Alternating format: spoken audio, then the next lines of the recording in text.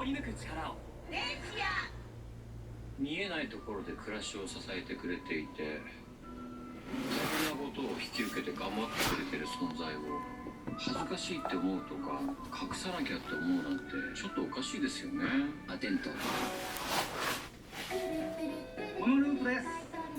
このモノループでは一緒にお部屋を片付けるまるっと買い取りが大人気。ごちゃごちゃのままでいいんです。